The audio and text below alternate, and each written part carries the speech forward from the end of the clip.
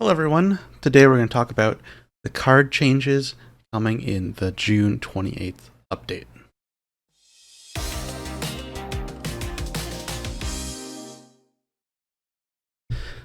So I'm pretty excited about these. I really wanted these changes to happen ever since they did the alternate arts for the Grand Blue crossover event.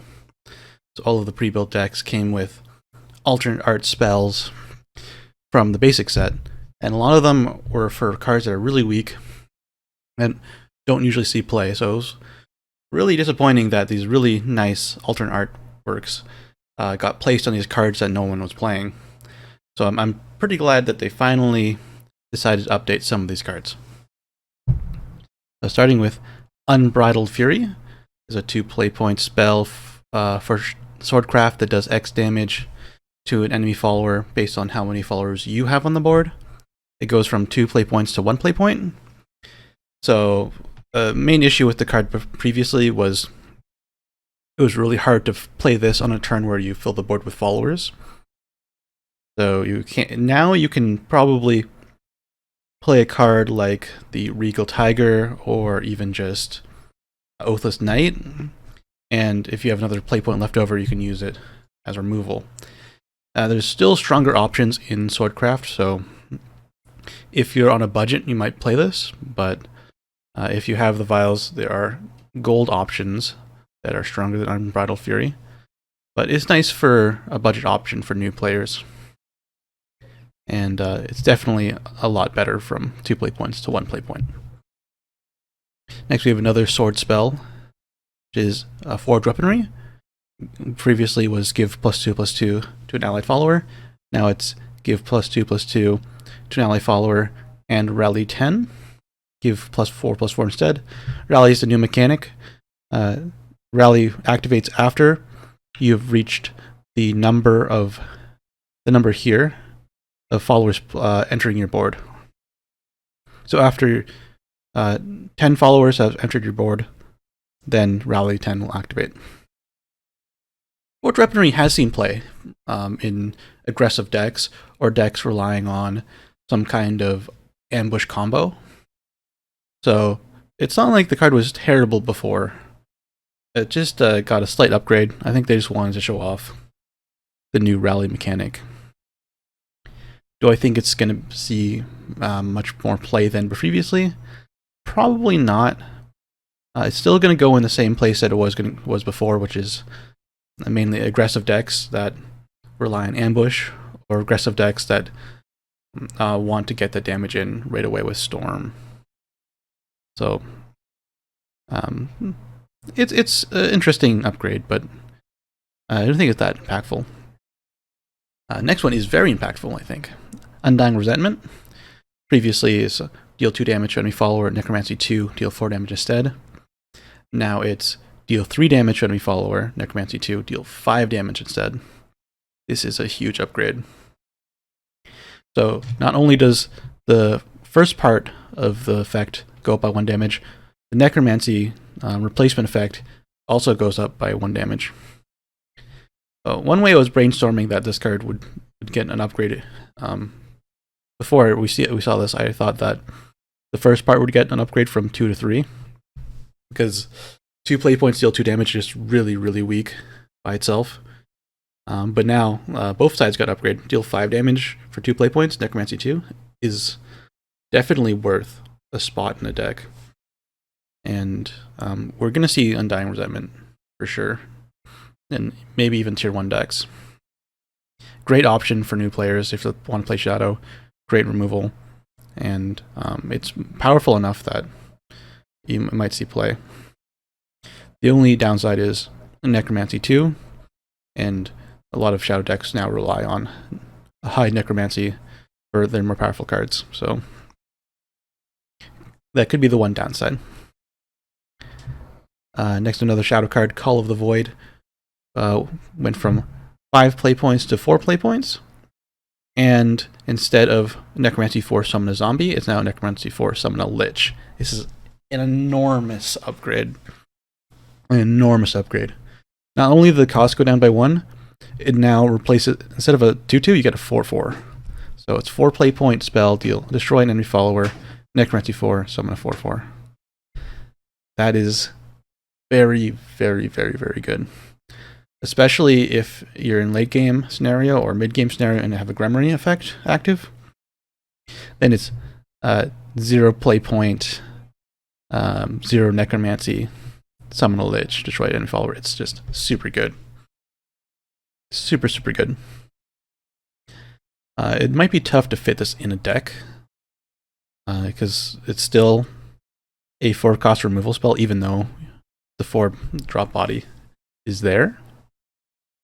And like I said previously with Undying Resentment, a lot of the strong Shadowcraft cards right now require high necromancy cost, and this might slow down those endgame cards. But again, a really, really great option for budget players, and I think is strong enough to see play in tier 1 decks, maybe not now, but in the future. Next up we have Haven card, Acolyte's Light. Previously was Banish Enemy Follower, now it's Banish Enemy Follower, restore X defense to your leader, X equals that follower's defense. So whatever you banish, whatever defense had left over, or it had, you'll heal that. It's still pretty expensive for single target removal, but the heal is kind of nice, so you're not losing too much tempo. Like you can extend the game a little bit longer maybe with the heal. Here's what Haven might want to do. And there's also a lot of synergies with healing yourself, but I think it's still a little bit too expensive for single target removal. Next we have Dimension Cut. It got the same treatment as Undying Resentment got. It went from 2 damage and 4 damage in resonance to 3 damage and 5 damage resonance. Same deal with Undying Resentment. I think it's much more playable now. It's not like super weak if you don't have resonance, and if you do have resonance, it's very strong. Only issue is that it doesn't have any synergies like making artifacts or paradigm shifts or giving you puppets or refunding you play points. So it doesn't do any synergy based stuff for Portalcraft. It's just solid removal. And last card we got buffed from the basic set is Puppeteer Strings. Previously it was put 2 puppets in your hand, deal 1 damage to all enemy followers. Now it's put 3 puppets in your hand, deal 1 damage to all enemy followers. 1 more damage seems pretty good. 1 more puppet, which is more flexible than just 1 damage. You can save it. You can do a lot of things with the puppets. It's hard to say if this is still any good. Maybe if like Token Sword becomes really, really popular, then Puppet Strings could be played, but it really depends on how many token-based decks there are in the meta. And it's still kind of expensive. And again, like Dimension Cut, this does have synergies with puppet cards, but right now puppets don't have enough synergies, I think, to be a pure puppet deck. So maybe in the future, when we get more puppet synergies, then we see Puppet Strings. But right now, I think there's better options. So those are all upgrades. I think they're all pretty good, and I'm glad that they're upgrading basic cards because it helps new players a lot. And then we'll see what they have to say about the current game environment. Look at high-ranking matches from Rotation and limited formats from late June. We found no top deck archetypes with overwhelming usage. Win rate or usage. We also anticipate rotation format will change with the release of Fortune hand cards. Therefore, we've decided there are no cards that need to be weakened this time. I don't agree with that with the data I saw. Because I think they're saying this because Dragon and Blood had very similar play rates and win rates, so they kind of didn't count them, which I think that's what's happening here. There's also other decks that are really strong in tier 1.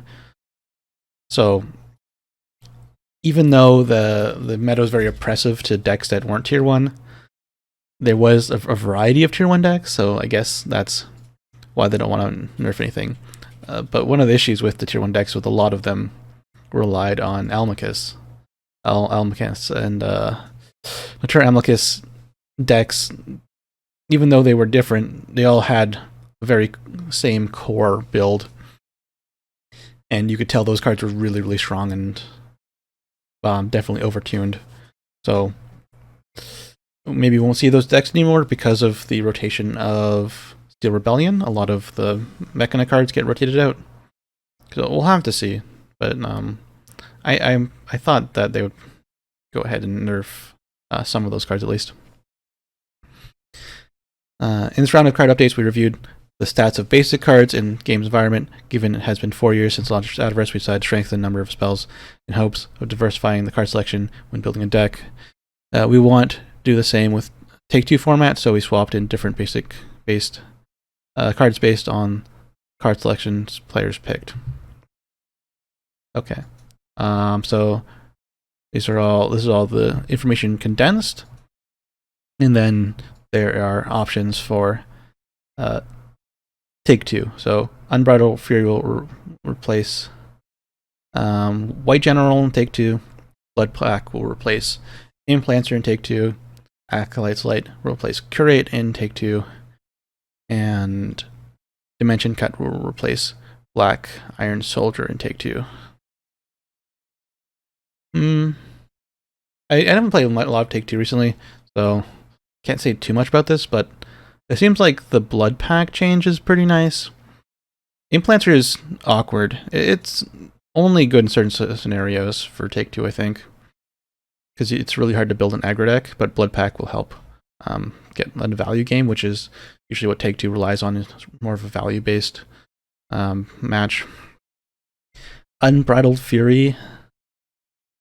Yeah, that could be a really strong win more card for Take-Two. Acolyte Light with the heal is definitely better than Curate, I think. The removal with the heal is nice. Though sometimes Curate would have been better, but Acolyte Light is a good choice for Take-Two. Dimension Cut. Black Iron Soldier. That's fine. In order to add, Take-Two and Open 6 runs, in order to add new cards to Take-Two environment, all Take-Two and Open 6 runs will automatically ended. Card changes will not affect any Take-Two or Open 6 decks. Boost Kicker, Ground Grappler will continue to be available when building Take-Two deck. Well, these don't affect Open 6 at all, so I don't know why they're ending Open 6 runs other than rotating the card packs. I guess that's the main reason why they're rotating the card packs, so they're ending Open 6 runs, but none of these changes to basic cards will affect Open 6 at all. Any future changes to card cost effects will be announced in advance, and then the changes will generally be made the next day. The next card adjustment scheduled will be the end of July. So, unless we have emergency changes, again, we'll see if they want to make changes at the end of July. So, let me know what you think in the comments. I think these are good changes. I'm glad to see them. A little disappointed that there wasn't nerfs as well, but I'm glad that they're going ahead and making some changes to the basic set. There's definitely a lot of really weak cards in the basic set that could be upgraded, and I hope they think about upgrading those cards in the future. All right, thanks for watching.